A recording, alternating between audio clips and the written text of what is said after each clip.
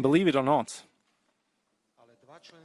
but 2 member states of the EU, 2 member states of NATO, our partners,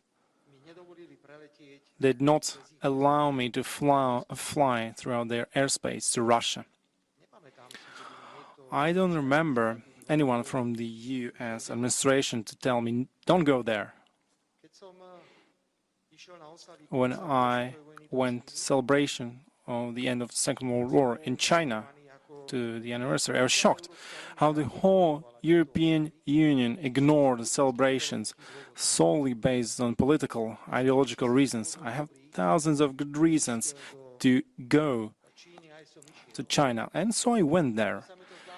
And, you know, it seems strange to me when you meet informally, like when I meet with my colleagues, they ask me, you know, whispering, what did Putin tell you? What did Xi told you?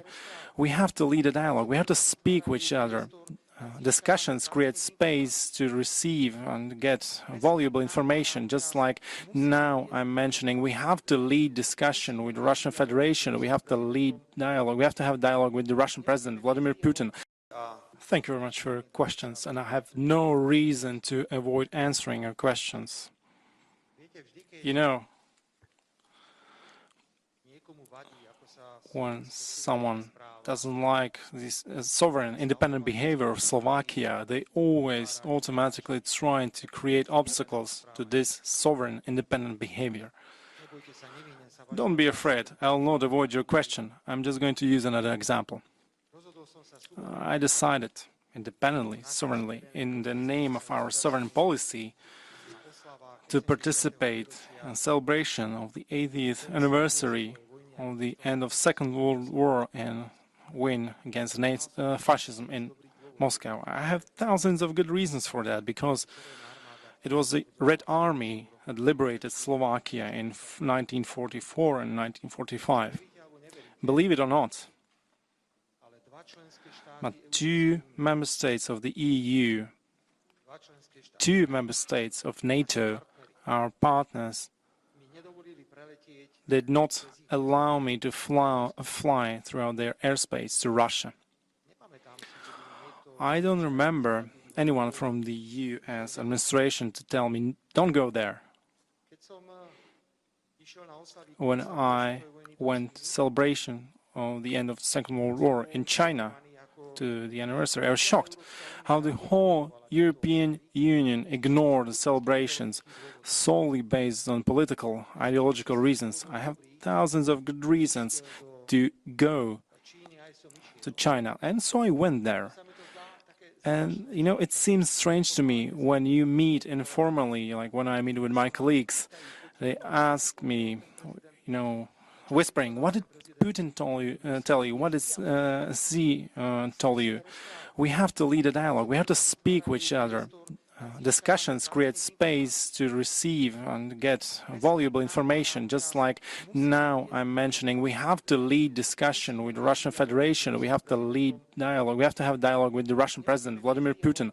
If we will not do that, we cannot say that we are interested in ending this military conflict with Xi today in Ukraine. And now I approach your question like in this manner.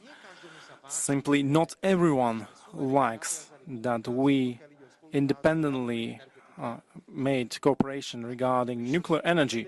So then they started making things up. And I will not even focus on them, because it's always like that. When a sovereign Slovak government makes a decision that is in line with our sovereign policy to all 4 corners of the world, they always do obstacles, they make things up, so they just do damages. That's the answer to the second part of your question. And regarding the first part, that's the question regarding Venezuela. Slovakia is a country with 5.5 million citizens. We cannot compare it economically with superpowers, which we have today. And we base our work on principles. The first principle is that we are interested in peaceful cooperation, in peace. Because of that, I have a completely different opinions regarding war in Ukraine, and I do not support it. And I say that there are some member states of the EU that are interested in continuing the war. And I would like to say at the same time that we're upkeeping the rule of not interference, not to interfere to other internal matters of other countries. You know, it's funny, when I go and visit China, we have great strategic partnership. And journalists, they asked me, did you mention or did you complain about how they manage their internal things? You know, every country has the right to choose their own path. That's the rule I buy to. And the third thing, and that's the question regarding international law. We have different opinions on certain matters. As far as I know, the US is not a signatory of the International Court of Justice. We are members. Perhaps we may have different opinions on other things, but we have defined it at this very beginning. We have same opinions on certain matters that unite us, and when we disagree, we should have negotiations and come to a conclusion. So all our stances we form are based on such principles, and that's the reason, dear colleague, why you still did not recognize Kosovo. Why we didn't recognize Kosovo? Because we believe that it was created against international law, but we didn't have a problem. Just like we stated our opinion on Venezuela, we did the same thing with Ukraine. Using military force in Ukraine is also breaking of international law, and I have no other opinion but to comment the same things in the same manner. But I totally recognize, because we see this after a long period of time, the common sense, pragmatism in foreign policy, that's what has been missing. And I think that's the most valuable thing that the American president brought to the foreign and world policy. Common sense, pragmatism, and not looking at interests of others. Everyone has to consider their own interests, national interests, but of course considering that it will lead to peaceful cooperation of countries and nations. Thank you for your answer, dear colleague. We have this huge benefit. You know, as per myself, I don't have to think about the answer, because I'll just read the same thing I say from the very beginning. And I believe the Secretary of State will confirm what I said today. The European Union, some member states of the Union are trapped.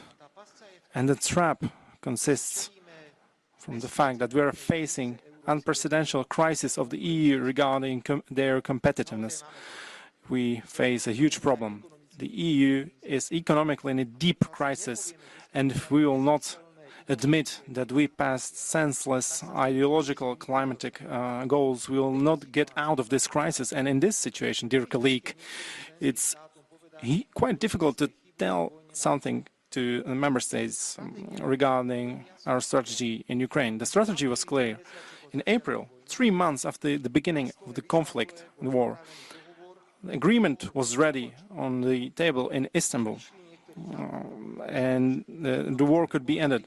And some Western politicians went there and they said, you cannot do this, because they thought that this strategy of war, support of Ukraine, sanctions, loans, that Russia will get weakened by this economically and strategically. And now we know that it's not working out. But the countries which have been supporting this strategy from the very beginning are not brave enough to admit this and say enough is enough.